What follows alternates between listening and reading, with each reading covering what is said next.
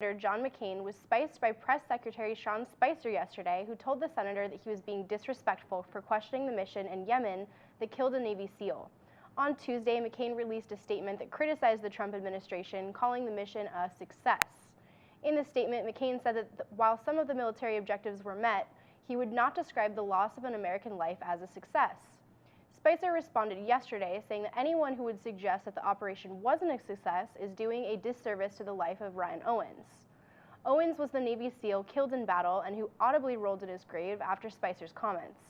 Spicer then went on to say that American lives will be saved because of the information they gathered in the raid. When asked about the intel, Spicer said that the operation discovered a rare Bob Dylan live recording that is worth, quote, a cool $600 at least. But it looks like as though it's not the only McCain who refuses to celebrate that huge success that killed an 8-year-old girl. Yemen's foreign minister on Wednesday asked for a, quote, reassessment of the great successful attack. Abdul Malik al-Maklavi said that the country is not suspending ground operations in Yemen, contrary to some media reports, but rather wants to analyze the raid to see what went wrong. Or rather, in Trump speak, he wants to know why the raid was such a tremendous success. Intel plans to invest $7 billion and employ 3,000 people in Arizona. CEO Brian Kresnik made the announcement on Wednesday in a meeting with Donald Trump, who misheard and thought he was meeting on a dine on a cross sandwich. Intel's factory will be located in Chandler and will renovate the previous Intel plant called Fab 72 that was never fully built, which is why we shouldn't get that excited yet. The plant's construction was similarly heralded in the media and was used as a symbol of the future of U.S. manufacturing by President Obama. The plant soon became vacant, but let's hope Intel does finish the plant this time, at least before the border wall is put up and Intel loses half its maintenance staff. Kresnik explained to his employees that he met Trump in the White House to show support for Trump's commitment to, quote, leveling the global playing field. He says that the U.S. is disadvantaged when it comes to regulation and taxation. He also said that he wanted to jump on the mattress in the Lincoln bedroom, which Trump allowed for a fee. Intel is one of over 100 companies that signed a letter condemning Trump's Muslim travel ban. The ban could potentially have an impact on the Intel plant, as many workers in tech are here on HB-1 visas. Trump has wavered on whether or not he will reform the HB-1 system, but has already faced some backlash over the suggestion. And U.S. and Mexican economic leaders met yesterday about cross-border trade in light of the Trumpkins' executive order establishing a border wall and a 20% tax on Mexican imports. Mexico's consul general met with the advisors of Doug Ducey to discuss the impact on the two economies, who engage about $10 billion worth of trade per year. A presentation by Ricardo Pineda showed that 20 million people who cross the Arizona-Mexico border every year, making it one of the busiest borders in the world. Attendee Jim Round said that this is the first time he's ever felt nervous about the long-term economic prospects. He mentioned that how Arizona is still repairing relations with Mexico caused by the fallout after SB 1070 was passed in 2010. As part of the mending, Governor Doug Ducey established a 45-member trade delegation in Mexico City. However, once the border wall goes up, the delegation will be stuck on the other side, and Ducey will pretend he doesn't know them. Homeland Security Secretary John Kelly says that he will seek out local community involvement in the building of the border wall on the Mexican border. Whoa, not so fast. Community law enforcement involvement. Kelly says that he met local police to figure out exactly how to close up the border and will let them call the shots. Except for taking the actual shots, that will be the FBI for safety reasons. Kelly said that there may be places that are too rugged to set up a wall, where the U.S. would need to rely on technology and human patrols. So basically, Homeland Security is forcing local police to now devote their resources to the wall effort and work for free. It's almost as if Kelly thinks they are illegal immigrants. And on the same day, the first participant was given cannabis for a study about the effects of the drug on PTSD symptoms. The study involves military veterans and is being undertaken by the Multidisciplinary Association for Psychedelic Studies. The study is funded by a $2 million grant from the Colorado Department of Public Health and Environment. It will look at the safety and effectiveness of marijuana on 76 veterans suffering from PTSD. Scientists will record dosing amounts, side effects, and potential benefits. The study is being held in Phoenix under Dr. Sue Sisley at Johns Hopkins University in Baltimore. It was supposed to take place at the University of Arizona, but the school severed its contract with Sisley after its state senator, Republican Andy Biggs, complained about the project. If you're interested in volunteering for the clinical trial and you hate Andy Biggs, email arizona@marijuanasites.org. And I wanted to take a moment to talk about the program you're watching right now. Here at 5 on 20, we are undertaking a new kind of citizen journalism. We're going to give you the news as we see it, and we want more people to speak up with us. We need writers, hosts, anchors, camera people, sound people, the whole gamut. The times require a new way of informing ourselves. So join us. Do it. Do it now. Email us at info@creativetucson.org to get involved. And if you think there's a story we're missing, a person we should interview, an upcoming event we should cover, or have any news tips for us, shoot an email to info@creativetucson.org. We're here for you, and we want to cover all stories from all points of view, so don't be strangers. And now, in national and international news. The Army Corps of Engineers sent out a notice announcing that they would approve the Dakota Access Pipeline by the end of the day today. Energy Transfer Partners will then be able to resume construction of the pipeline, which ignited protests last year and was eventually canceled. However, with the election of pipeline supporter Donald Trump, the pipeline is back on, and so might be the protests. Trump signed an executive order 2 weeks ago authorizing the resumption of the Dakota Access to the dismay of Native American tribes who say that the pipeline travels through their land. They fear that the pipeline leak could potentially taint their water systems as well. Lawyers representing North Dakota's Standing Rock Sioux tribe say that they will challenge the decision in court and demand an environmental impact statement, which was mandated by the Obama administration. But Douglas Lamont, the acting assistant of the Secretary of the Army, says that there is no need for any further environmental reviews. Once the easement is granted, lawyers for Energy Transfer say that it will take 83 days for the oil to start to flow.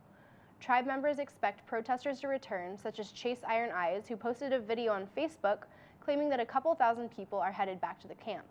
But not everyone in the tribe agrees that this is a good idea. Tribal Chairman Dave Archambault released a statement telling protesters to, quote, "Please respect our people and do not come to Standing Rock." He told supporters to instead focus their energies on lobbying their members of Congress to oppose the pipelines. However, this might not stop the flood of protesters who will be battling against the frigid North Dakota winter. And the state is greeting the protesters with a handful of laws to ensure that they end up in jail. North Dakota Governor Doug Burgum is calling for additional federal law enforcement support. The state also approved 4 anti-protest bills on Monday. One would make it a misdemeanor to wear a mask while committing a crime, while 2 others increased penalties for trespassing and riot charges. The 4th bill would make it a felony to cause over $1,000 in economic harm, which was vaguely defined in the law. In an ironic twist, if the 20% tax on Mexican imports turns out to be as damaging as expected, we could have our first felon president. A 2-year experiment in Sweden ended yesterday, which aimed to see what would happen if workers only had to work a 6-hour day with full pay. The scientists behind the study will release their full report in a month, but it's looking so far like the experiment was a success. The hour cut was used at the Gothenburg Elderly Care Home in Svedalen, Sweden, among the nursing staff. During the 18 months of the trial, nurses were found to have used less sick leave, reported better health, and were able to boost productivity by being able to organize 85% more activities for their patients. The experiment began because Sweden is concerned about how to find enough caretaker positions to take care of the country's elderly. It was launched by Sweden's Left Party but was opposed by the Center-Right Party, who tried to stop the experiment early last May. They claimed the experiment wasn't economically sustainable and wasn't worth investing taxpayer money. Daniel Burmar of the Left Party admitted that it probably wouldn't be realistic to expand the program to an entire city, but was optimistic about the results so far. He says that if implemented, the shorter workday would enable the city to hire 17 new nurses through reductions in sick pay costs. While the Left Party endorses the shorter workday, it has a slim chance of being adopted more broadly because the party is only supported by 6% of the country. Next month, the group will replicate the experiment among the cleaning staff at Svelity Hospital, also located in Svedalen. It is opposed by Sweden's Center-Right Party, among with American musician Tage Rundin, who would rather the Swedes, quote, play on the drum all day. A group of senior Republicans descended upon Washington, D.C. yesterday to lobby for their plan in implementing a carbon tax plan. The group, referred to as GOP elder statesmen, included former Secretaries of State James Barker and Joel Schultz, and ex-Treasury Secretary Hank Paulson. They outlined their plan that would cost tax companies $40 for each ton of CO2 emitted, with the price increasing over time. The income made from the tax would be distributed to U.S. citizens on a quarterly basis. The group released a statement saying that evidence on climate change is growing too strong to ignore and that Republicans have looked the other way for too long. In response to their visit, Republicans looked the other way. If their plan were to be taken seriously, it would also eliminate federal environmental regulations, replacing them with the tax. The group claims that the tax would provide an average American family of four with $2,000 in dividends, which would offset the fuel increases that would result due to the tax. After delivering their speech, the GOP elder statesmen rolled up their scrolls and departed for the Rocky Mountains, where they will next seek out the forbidden Republican tax talisman. Minnesota State Rep. John Applebaum introduced a bill in the state that would make recreational marijuana legal in the state. Applebaum was influenced by the success of legalization programs in states like Colorado and Oregon. He envisions a marijuana economy led by Minnesota farmers, distributed by Minnesota companies, sold by Minnesota small business owners, and smoked by Minnesota residents. The bill would make it legal for the state's residents to use, possess, or purchase up to 1 ounce of marijuana for personal use, with retail sales set to begin in 2019. Residents would also be able to grow up to 6 plants, with 3 or fewer being mature. Marijuana use in public places would still be illegal. The opposition says that legalization would be dangerous and unhealthy for the state's residents, and also pointed out that they have reason to believe that Applebaum is only 12 years old. A study from the University of Southern California found that exposure to air pollution at a young age can increase the risk of diabetes. Researchers studied Latino children living in areas where air pollution is higher than average and found that they may have suffered damage due to the pancreas, the organ that produces insulin. This can produce a higher risk of type 2 diabetes later in life. The researchers found that these children had pancreases that were 13% less efficient than normal and had 23% higher blood insulin level, which is usually an indicator that the pancreas isn't functioning efficiently. The study was funded by the National Institutes of Health and is the first to connect air pollution to diabetes risk in children. However, critics caution that Latinos generally come from a lower socioeconomic status and tend to be more overweight, which may have skewed the results. The Guardian received a draft of what might be Donald Trump's next executive order, which involves loosening rules that ban the sale of minerals that come from the Congo. The ban was part of the Dodd-Frank Act, which Trump has slowly but surely been tearing apart for the past week. The rule targets the Congo because minerals sold from the country serve to enrich warlords who have caused violent conflicts in the region. The rule was inserted into the bill out of concern for human rights and mounting evidence that the mineral sales were fueling conflict in the Congo and surrounding areas. Violence in the Congo has claimed more than 5 million lives since the 1990s. The Congo is home to minerals like coltan used in cell phones, laptops, tablets, and other electronic gadgets. Global Witness, an international nonprofit, has been studying the mining of minerals in the Congo for years. They say that the executive order would be a gift to companies wanting to do business with the criminal and the corrupt. In the order's draft, it says that the order, quote, recognizes an important role in the president's responsibility to defend the national security interests in the United States.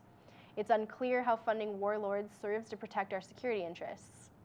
In related news, the Trump administration will seek to fight global warming by erecting a giant fan powered by a gasoline. The U.S. military has failed to disclose potentially thousands of deadly airstrikes in Iraq, Syria, and Afghanistan, according to an investigation by the Military Times. Airstrikes are supposed to be recorded in an open-source database maintained by the U.S. Air Force. However, the investigation found huge discrepancies between the number reported and the actual number of strikes conducted. This calls into question the reporting of airstrikes and military operations abroad. The investigation found that at least 456 airstrikes in Afghanistan from 2016 alone were not recorded in the database. Just to repeat, that's 456 airstrikes that weren't recorded, meaning that's only a fraction of the amount of airstrikes carried out in Afghanistan last year. Another example is that an Air Force summary said that there were 23,740 strikes against the Islamic State in Iraq and Syria last year.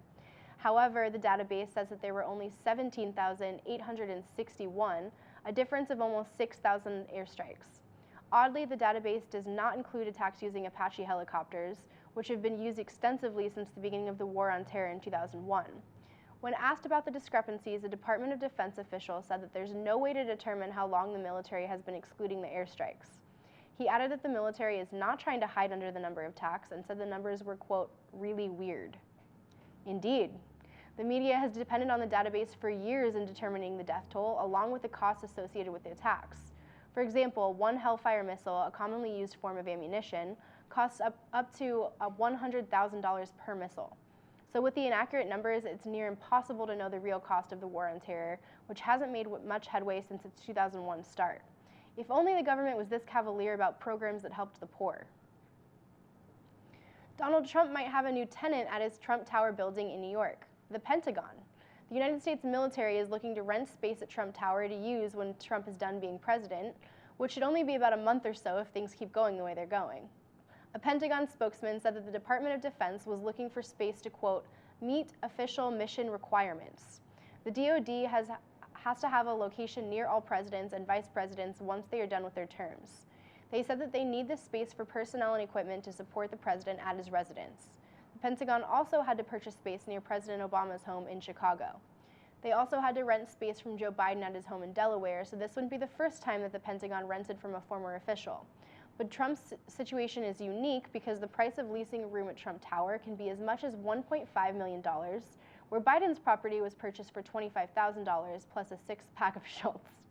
This again raises questions about Trump's conflicts of interest as he still refuses to relinquish control of his foundation. ProPublica reported last week that Trump still hasn't filed the correct paperwork to transfer control of the Trump Foundation. Trump defended himself by saying that he's bogged down with his investigations into voter fraud, and another analyzing whether The Apprentice was, quote, really very much sucks now. The Pentagon plans to move into Trump Tower as soon as the landlord fixes that leak in the ceiling. This was Ani Esquintela for 5 on 20 News. Next up, Andrew explains it all, and stay tuned for my interview with the man behind the Tucson Hip Hop Festival, Pike Romero. Greetings once again. My name is Andrew Conlog, and I'm here with my segment, Andrew Explains It All, where I talk to you a little bit about a subject of interest to me, about Tucson and Southern Arizona and that type of thing. And by the end of it, hopefully you know all of it and can speak authoritatively on the subject. And today, oh man, I have got a good one for you. This guy that I'm going to talk about is one of my favorite guys ever in history. He's closely associated, see, I'm so excited I can't even talk, associated with Tucson, but I would love him anyway. He's fantastic. His name is George Hand, and he was more famous in Tucson even recently than he is now, which is unfortunate because he's pretty cool. Basically, what he's known for is he was a saloon keeper in Tucson in the 1870s, 1880s, and he kept a diary of his life, which is just fascinating. And don't worry, I'm going to get to the diary, but first I kind of want to talk about George and his life and experiences that led him to be here in Tucson. So George was born in Oneida County, New York in 1830. And as a young man, like a lot of young men back east, he got the gold fever and went out to California as one of the 49ers in the gold rush. And apparently he did fine, no problems there, actually did pretty okay by himself.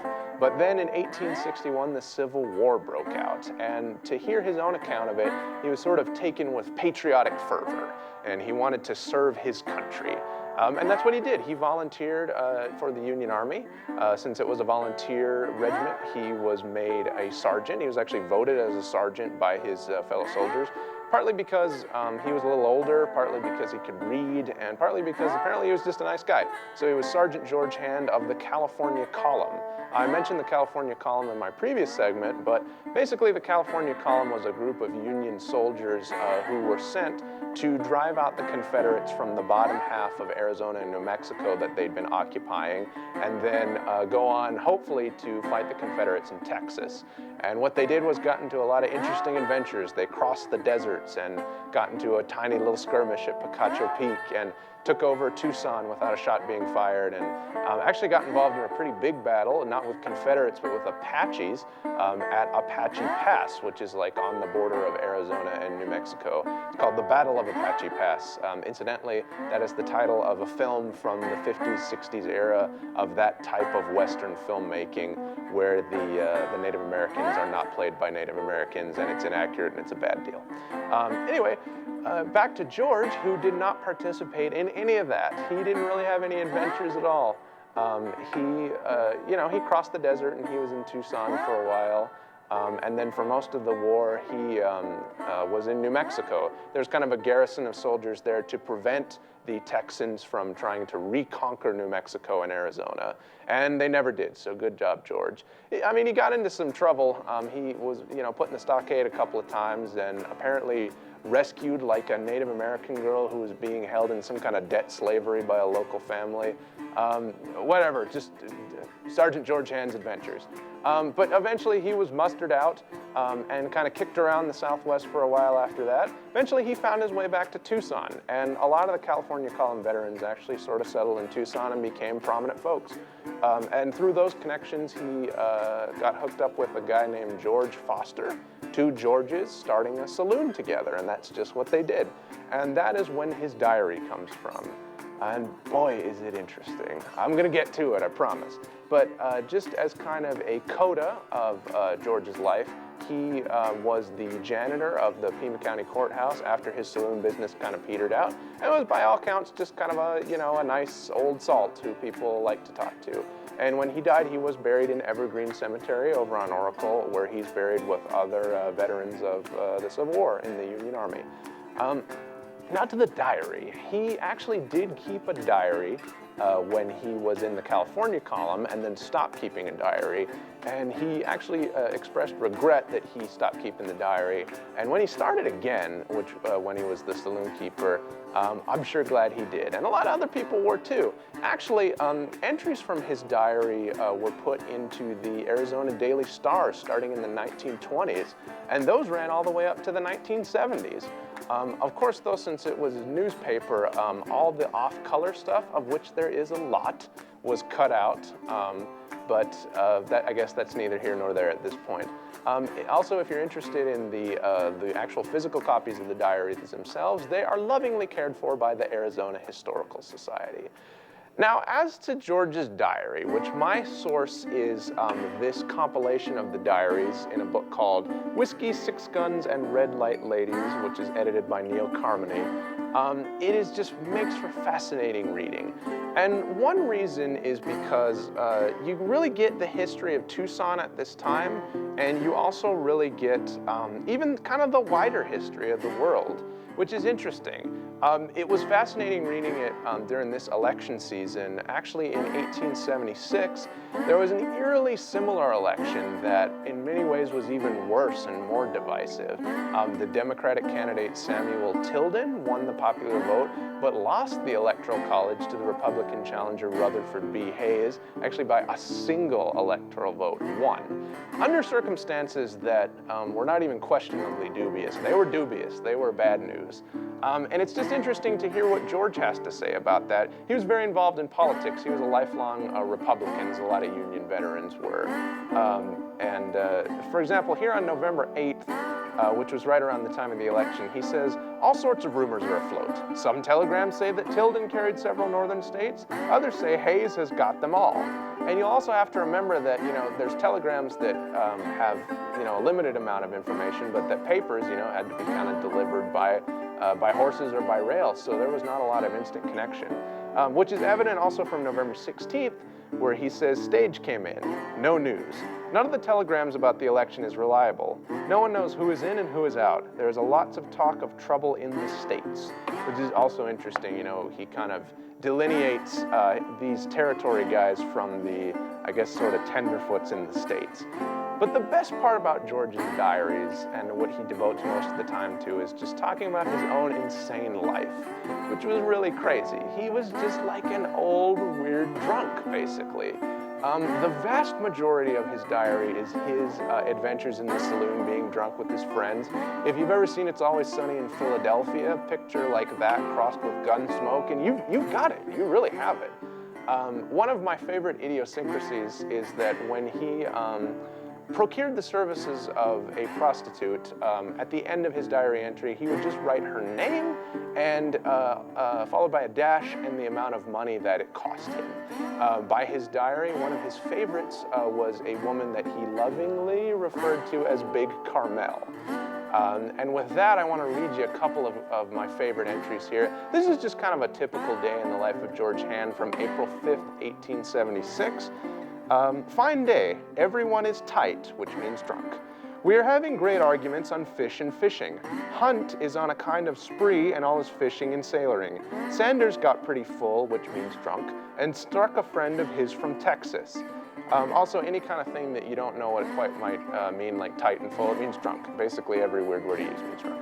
But there he is. He's just fighting with his friends about fishing and sailing for no discernible reasons, and a guy socked another guy. And that's actually most of his existence.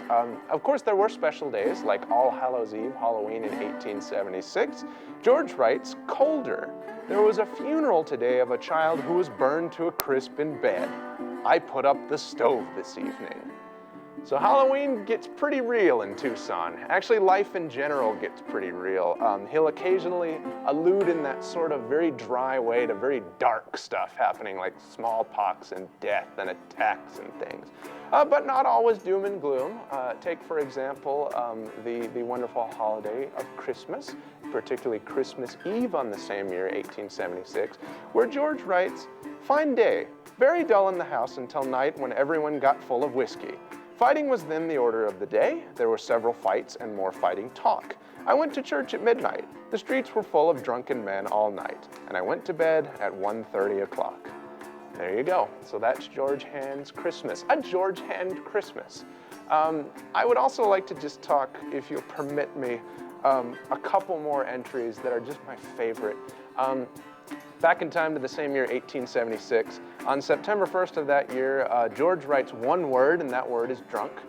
The next day, September 2nd, he writes another word. It is the same word, drunk. On September 3rd, which sort of the internal accounting of this version of the Dryer Notes is a Sunday, he writes another one-word entry. It is also drunk. And then finally, on September 4th, he begins his entry with drunk. And then says he went to a feast. And then it kind of goes on from there. But I just love to imagine what was going on and what possessed this man to just be ostensibly blitzed out of his mind for days, the better part of a week. But, you know, he was able to stumble in his diary and write the word drunk. And then finally, for a final little entry here, probably, I don't know if it's my favorite, but I think it encapsulates the spirit of George Hand the best. Skipping back to 1875 on August the 30th, George writes, I was drunk early and late, drunk all day, very drunk, disgustingly drunk. Everyone is drunk. I went to the plaza, stayed 5 minutes, came home, and went to bed. Refugia, $1. It might be Refugia, actually, I'm not sure. But the point is that is a prostitute that he hired for the price of a single dollar.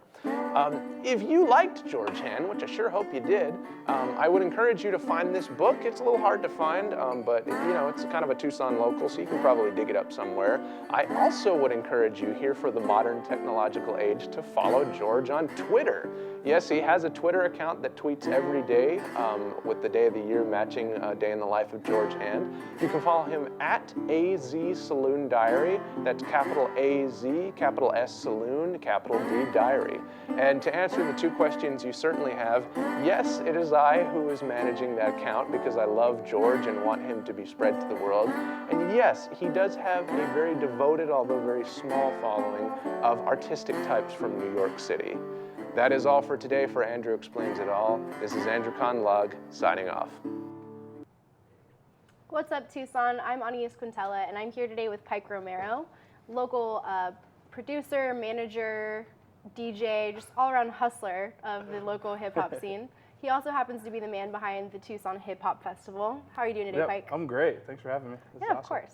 So tell me a little bit about the Tucson Hip Hop Festival. So Tucson Hip Hop Festival is going to be at 191 Tool. It's a block party, essentially showing Tucson hip hop as a whole. So all elements, b-boys, DJs, graffiti, production, and then of course emceeing.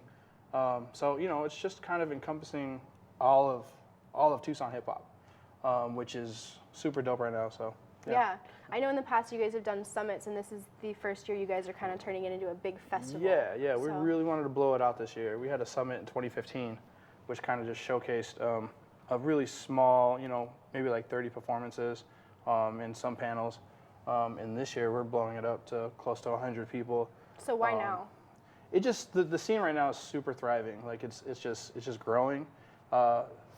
The quality over quantity is what I like about it the most. It's diverse, so it just feels like it's right. There's so many cool things happening here in Tucson. The Rat Van is really popping off. Pushing Buttons is really popping off. Yeah. The Scratch Shack, you know, we are bugging out. Like, it's just a lot of cool stuff that's happening in Tucson, and we kind of want to showcase that on the hip hop side. Yeah, So, hell yeah. Yeah. Tell me about some of the artists that you can find at the festival. so yeah, we'll definitely have Murs, who's headlining. That's the big factor because So he's stoked. yeah, Yeah. like he's incredible. Live, he's incredible. Lando Chill is an amazing. He's had an amazing year signing with Mellow Music Group. Marley B is another incredible MC that is here, and he's had a great year as well. His album release Grow was off the charts. We got b-boys, we got, you know, DJs. You know, it's just there's just so much like awesomeness that's gonna be there. You know, Yeah. so So I'm excited exciting. for it. It's gonna be dope. What about on the vending side of things? Yeah, we got a lot of cool vendors. We got Stonehouse Clothing, we got Top TOP, the Old Pueblo is going to be there. Kiss of Smoke Barbecue, which is an amazing barbecue joint. Food truck. We have Creative Tucson's going to be there.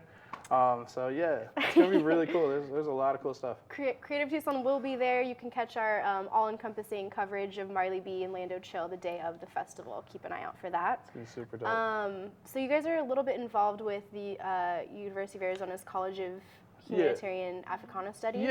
Yeah. So they have a hip hop minor there at the university, and they've just been really supportive of connecting with local talent, with local hip hop.